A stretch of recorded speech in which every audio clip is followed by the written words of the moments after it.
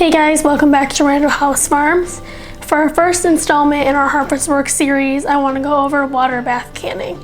Water bath canning is one of the easiest and most common preservation techniques that you'll find. Before we start, it's important to know that not all foods can be safely water bath canned. Some foods are not safe to preserve in this manner. The reason some foods cannot be water bath canned is due to their acidity. Low acidity foods are not suitable for water bath canning. First, let's start with the supplies that you'll need. You will need a large canning pot of some sort. This can be a very large stock pot. You want something heavy that's going to retain heat quite well. And you also need some sort of riser for the bottom of the pot. This canner came with this insert which sits on the bottom, which gives it about, quarter inch of space. This is necessary so your jars don't rest directly in the bottom of your pot while you're processing them. If you're using just a regular heavy bottom stock pot, what you can do is take any leftover canning rings that you have and place them on the entire surface of the bottom of the pot. Therefore, your jars will be elevated when you're processing them. Now, this is a pressure canner. However, almost all pressure canners can be double use as a water bath canner. You just won't use the lid to bring the pot to pressure. You'll just use the lid in a water bath canning application as just a lid. The next item that you'll need are canning jars. My favorite, my go-to, and most people's go-to in America are ball glass canning jars. They come in a variety of sizes: half pint, pints, quarts, half gallon, gallon. They come in many different sizes and you can can in any of the sizes. You also need the bands and the lids for the ball canning jars. The lids have a polymer on the bottom of it which creates the seal on the jar when processed. Next, you'll need your canning utensils. These are my must-have utensils. You need a jar lifter. This is used for lifting your jars in and out of the canner. You will need a funnel. I advise you to get a wide mouth funnel. You can also get funnels with different attachments. I'll link one below that I got off Amazon. It's a stainless steel funnel with different attachments. That is my favorite. You also need lid lifter. This is a plastic stick with a magnet on the bottom which will help you lift your bands and lids out of your simmering water. Some optional utensils that you might want are what they call a debubbler. This is just a plastic stick that you can use to go around the inside of your jar to get out any air bubbles before you process them. You may also want a lid opener. This is a wrench looking tool that will help you get the bands off if they're on really, really tight. And a headspace ruler will help you determine what headspace you have in your jar before you process. And the final items you'll absolutely need are your acid, your vinegar, your lemon juice, your citric acid, whatever you feel comfortable using and whatever your recipe calls for. If you're wondering if a fruit or vegetable is safe to water bath can, I highly recommend this book. It's by Ball, the same company that makes the jars. It's called The Complete Book of Home Preserving. This book has both water bath canning recipes and pressure canning recipes within, and this will tell you step by step how to safely preserve whatever you're looking to preserve. I mean, this has jams, jellies, condiments, pickles, everything, and this book has been around for decades and gets updated every couple of years to comply with the latest safety standards. All right, you have all the items that you need to water bath can. How to start?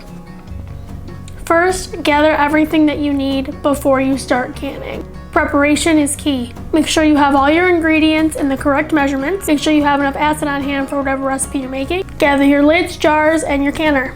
Once you have everything that you know you're going to need for this recipe, sanitize your jars. Sanitization is very important. This will keep bacteria out of your food. The easiest way I've found to do this is if you have a dishwasher. Run your jars through your dishwasher the night before on the highest temperature setting you can with no other soiled dishes, just the jars in the dishwasher with some detergent on the highest heat setting. This will sanitize your jars, and if you start early in the morning, which I recommend because canning does take some time, your jars will still be warm from the dishwasher when you start. Then you're going to want to sanitize your lids and your bands. You do this by putting these in a pot of simmering water and let them simmer while you proceed onto the rest of your recipe. Next, you're going to want to fill your canner so you can start getting your canner heated up.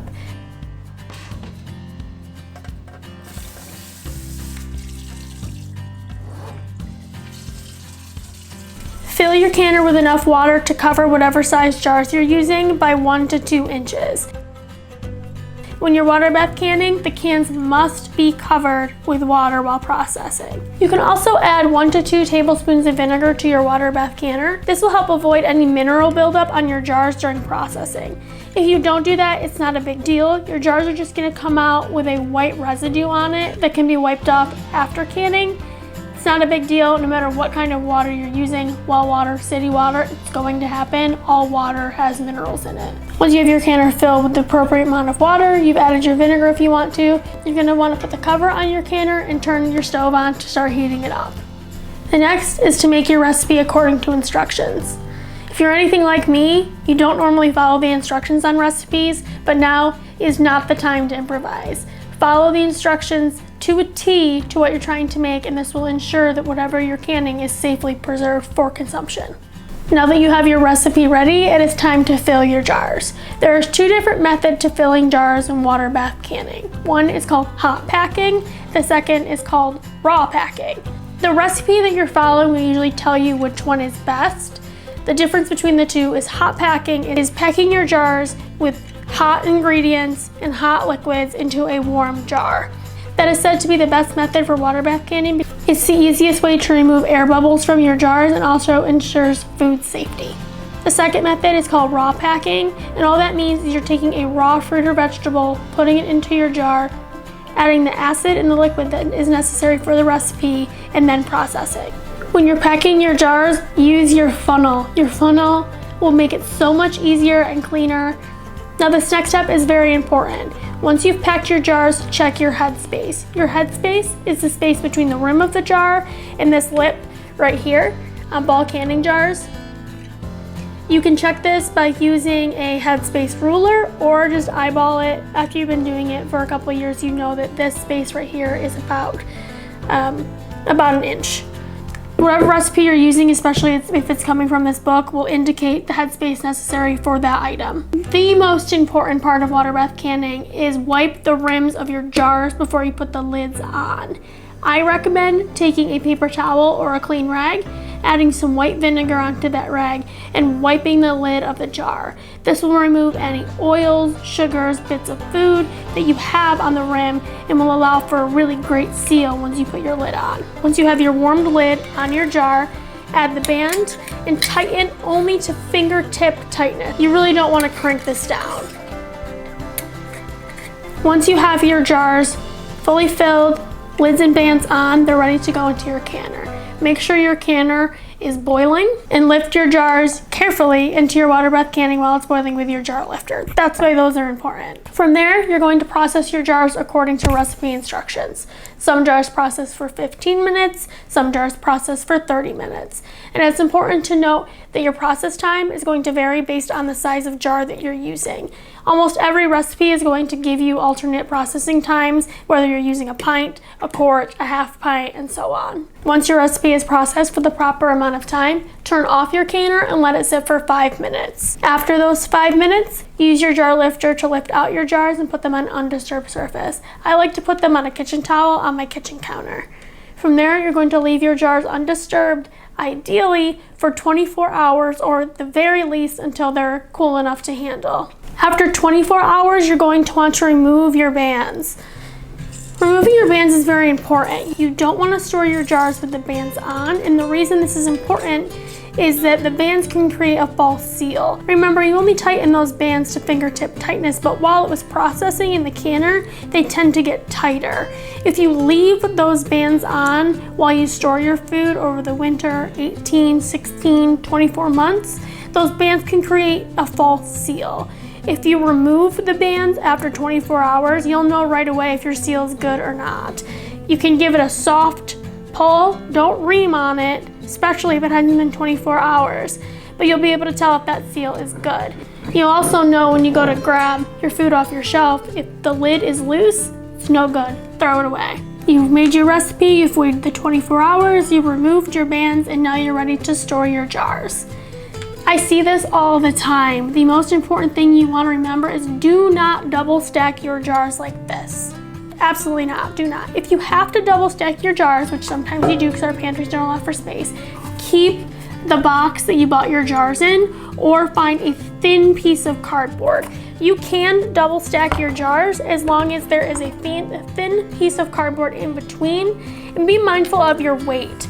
I wouldn't put a quart jar on top of a pint jar because again, that can mess with the seals. Ideally, I would never double stack my jars, but I know that sometimes our pantries don't allow for this. Your preserved food, if you've preserved it correctly, is good anywhere from 18 to 24 plus months. The current vault lids specify 18 months. However, properly preserved food can last much longer than that. My advice to you is when you open up one of these jars, if it smells funny, if there's mold, if it looks funny, throw it away. You don't want to mess around with home preserved food. So there you have it, a condensed version of water bath canning. I know that it can seem a little intimidating, but trust me, water bath canning is one of the easiest and most trusted ways of preserving your harvest. Now I know that harvest is coming in, so let's get to work. Thank you for spending some time with me today. On our next installment, we'll be going over pressure canning. Until next time.